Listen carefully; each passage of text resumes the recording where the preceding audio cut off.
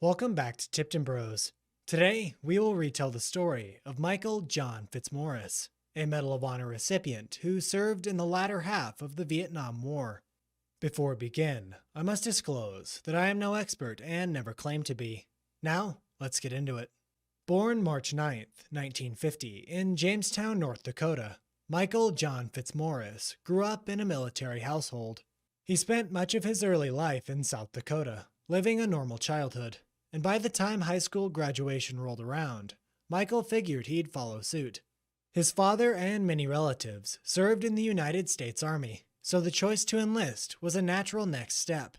Fitzmaurice had no interest in pursuing a college education and thought it best to carry on the family tradition of military service. He would join the Army in 1969, shortly entering the ranks of the 17th Cavalry Regiment, an element of the 101st Airborne Division. Specialist 4th Class Michael Fitzmaurice was assigned to 3rd Platoon, Troop D, 2nd Squadron, and was eager to serve his nation, unaware of what awaited him. Stationed at the Khe Sanh Combat Base, just south of the DMZ, or Vietnamese Demilitarized Zone, the Marine Corps outpost was infamous for its stiff enemy resistance and near constant bombardment. March 23, 1971. Michael Fitzmaurice had just finished patrolling the airstrip, fresh off guard duty, when utter chaos erupted. Mortars and rockets rained down upon the Khe Sanh Combat Base as its occupants scrambled for cover, taking up defensive positions in bunkers which surrounded the outpost.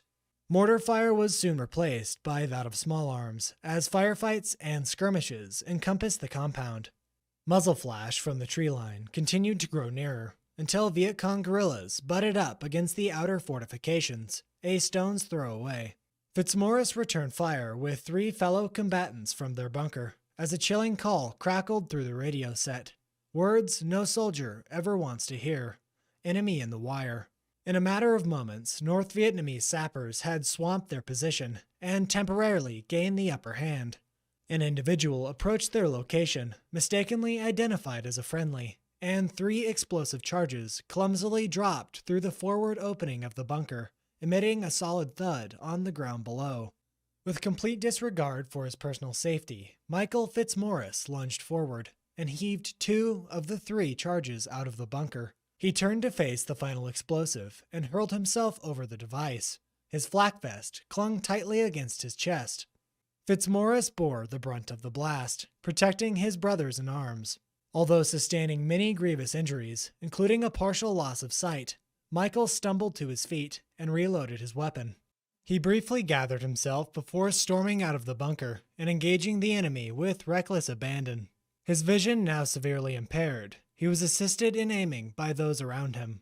Michael Fitzmaurice laid down fire until his rifle was rendered useless by the blast of a nearby grenade. While in search of a replacement firearm, he would come face to face with another North Vietnamese sapper somewhere along the trench line. This engagement would devolve into hand-to-hand combat, with Fitzmaurice killing the man and driving away several others with his crazed ferocity. Eventually, Michael would return to the bunker and inflict further casualties upon the enemy, refusing medical evacuation until the ambush had subsided.